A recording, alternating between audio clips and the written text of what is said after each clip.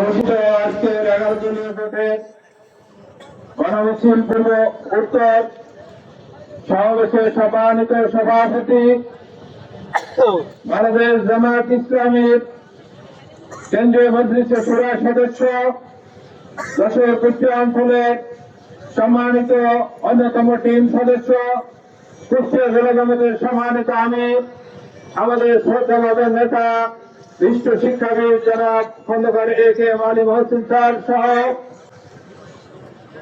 জামাত সহ অন্যান্য নেতৃবৃন্দ, সুপ্রিয় সাংবাদিক বন্ধুগণ, আজকের এই গণমিছিলে অংশগ্রহণকারী প্রাণপ্রিয় সাথী বন্ধুগণ, আসসালামু আলাইকুম ওয়া রাহমাতুল্লাহ। আল্লাহ রাব্বুল আলামিনের শুকর আদায় করছি।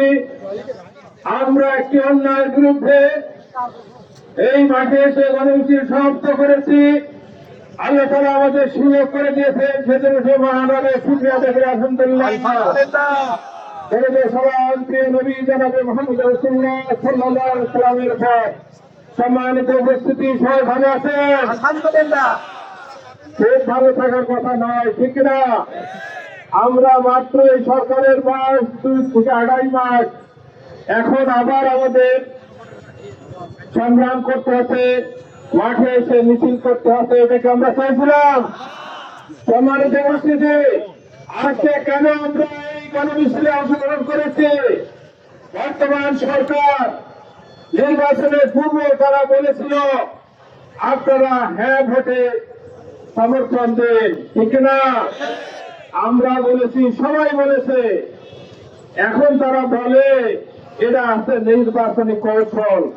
সম্মানিত ভাইরা, আমরা সরকারকে বলে দিতে চাই আপনাদের কোন কৌশল কাজে আসবে না ইনশাআল্লাহ। কারণ এদেশের প্রায় 2000 ছাত্র জনতা জীবন দিয়েছে, 1.5 লক্ষ ছাত্র জনতা আহত হয়েছে, বন্ধুত্ব বরণ করেছে। তাদের সাথে বেইমানি করে, সবাই সনদ বাস্তবায়ন না করে, গণভোট না মেনে আপনি এখন আরামের সাথে সংসদে থাকবেন আর সরকার পরিচালনা করবেন, এটা হবে না, হবে না। সম্মানিত ভাইরা আমার, একই দিনে হয়েছে জাতীয় সংসদ নির্বাচন এবং গণভোট। একই মায়ের গর্ভে 2টা সন্তান, একটিকে স্বীকৃতি দিয়েছেন আর একটিকে অস্বীকার করেন, এটা কি ভালো মায়ের পরিচয়? সম্মানিত ভাইরা আমার, আজ হোক কাল হোক আপনাদের এই গণভোট মানতে হবে, সনদ অক্ষরে অক্ষরে বাস্তবায়ন করতে হবে। কোন বিকল্প পথ খোলা নেই। বাংলাদেশ আর দিল্লির তাবেদারিতে ফিরে যাবে না, আর কখনো তাবেদারি কারো করবে না। আমরা এই দেশে একটি ইনসাফপূর্ণ সমাজ প্রতিষ্ঠা করতে চাই। ছাত্র জনতার আন্দোলনের একটি অন্যতম স্লোগান ছিল এই সময় বিরোধী আন্দোলন, ঠিক না? তারা একটি কথা বলেছিল, আমরা ইনসাফ চাই, ন্যায় বিচার চাই। সেটাকে আগে প্রতিষ্ঠিত হয়েছে। বর্তমান সরকারের আমলে শত শত হত্যা হয়েছে, ধর্ষণ হয়েছে, ডাকাতি হয়েছে, চুরি হয়েছে, ছিনতাই হয়েছে। বিভিন্ন শিক্ষা অঙ্গনকে আরো উত্তপ্ত করার জন্য তারা পরিকল্পনা নিয়েছে। আমরা এই সমাবেশ থেকে বলে দিতে চাই, কোন পরিকল্পনায় আপনাদের বাস্তবায়ন হবে না, হবে না ইনশাআল্লাহ। কারণ 18 কোটি মানুষ সেটাকে সমর্থন দিয়েছে, 70% মানুষ হ্যাঁ ভোটে রায় দিয়েছে। আপনারা 50% ভোট দিয়ে সব করবেন, এই জাতির তামাশা দেখবে না। আমাদের ভাইরা আমার, আজকের এই সমাবেশ থেকে আমরা ঘোষণা দিতে চাই, আপনাদের সর্বোচ্চ জনতাই হোক, আপনারা হ্যাঁ ভোটে গণভোট করে দিন, সবাই সনদ অক্ষরে অক্ষরে বাস্তবায়ন করুন।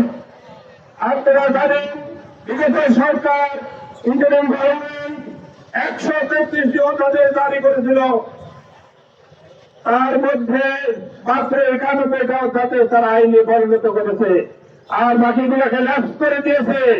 তাদের সুবিধা মতগুলোকে পাস করেছে আর বাকিগুলো ল্যাপস করে দিয়েছে, বাতিল করে ফেলছে। জনগণ এই ভোটাভুটি মানবে না।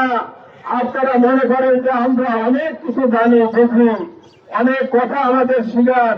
আবার সংসদে বসে আপনারা আমাদের পাকিস্তানে বলেন আর আপনারা উর্দু শের গান কাকে এটা বলছে। সম্মানিত ভাই আমার, এর জন্য আমাদের এখন আন্দোলন শেষ হয়ে নাই। আমাদের সেই সংগ্রাম আবু সাহেব যুদ্ধ সেই যুদ্ধ বাস্তবায়নের জন্য চূড়ান্ত বিজয়ের জন্য আমাদের সদা সর্বদা প্রস্তুত থাকতে হবে। আমাদের ভাইরা আমার, আগামী দিনের যে কোনো অন্যায় এবং এই জনসংযোগ বাস্তবায়ন গণভোটের বাস্তবায়নের জন্য সকল সংগ্রামের প্রস্তুত থাকার জন্য আপনাদের যথার্থ আহ্বান জানিয়ে আন্তরিক ধন্যবাদ জানিয়ে আমার কথা শেষ করতে হবে। বাংলাদেশ জিন্দাবাদ, ধন্যবাদ। আসসালামু আলাইকুম ওয়া রাহমাতুল্লাহ।